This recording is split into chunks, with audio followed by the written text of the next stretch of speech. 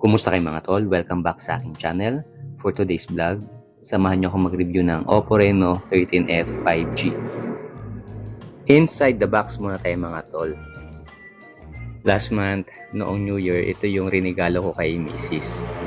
At ito yung napili niyang kulay black mga tol. At may pagka-matte siya. Ganda rin yung style ng kanyang camera dito sa likod. At smooth din yung texture niya mga tol. Yung screen protector niya, free na rin. Pero hindi nga lang siya tempered glass. At syempre ito, free niya mga tol. Ang case, may pagka-matte din siya mga tol. At meron siyang kasamang quick guide at safety guide. Ayan. At syempre, free din ang kanyang adapter. At meron siyang cord. Ito ay Type-C. Ayan, USB din.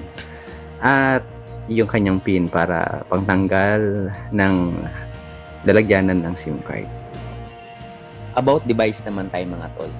Itong Oppo Reno 13F 5G, pag pinag-usapan ng kanyang storage ay meron siyang 256GB. At ang kanyang processor mga tol ay Snapdragon 6 Gen 1. At ang battery niya mga tol ay 5,800 mAh. Pag pinag-usapan naman ang RAM ay 12GB mga tol. At ang camera niya mga tol sa front ay meron 32MP at ang kanyang rear ay 50MP at plus 8MP plus 2MP. At ang kanyang display mga tol o yung screen ay 6.67 inches. At ang version niya mga tol ay Android 16 version na. Pag-usapan naman natin mga tol ang ilan sa feature ng cellphone na to, katulad ang fingerprint password. Most likely, di ba, yung mga ibang cellphone na old model ay mga number pa. Kailangan mo i-type yung number. Ito, isang click na lang, open na yung cellphone mo. O, di ba? At isa sa maganda sa phone na ito, yung camera. Mahilig kang mag-underwater, photo, video. Yan, click mo lang yung more. Tapos hanapin mo dito yung underwater. So, ayun. I-click mo lang yan dyan. At, ayan. Ang kagandahan sa phone na ito, 2 meter yung lalim. Sa ilalim ng tubig. At mga 30 minutes pwede siyang itagal sa ilalim ng tubig. At, ayan. Dito makikita mo yung take photo, may arrow. I-click mo yung button na yan para makakuha ka ng picture. Ayan, click mo lang dyan. Yan mga tol. So, yun. Diba? Nakita mo? Okay. Pag sa video naman mga tol, meron ding arrow dyan. Makikita mo, record video. Ayan. So, magre-record na siya. So, pindutin mo rin dyan para mag-stop. Okay?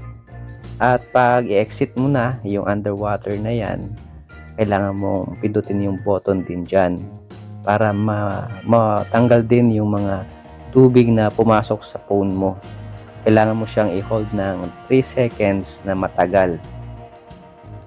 Long press na 3 seconds. Kailangan mong i-long press siya mga tol. Yan. 3 seconds. Tapos hintayin mong tumunog. Yan. Pag tumunog na, so, ibig sabihin na drain na yung water niya sa loob ng phone mo.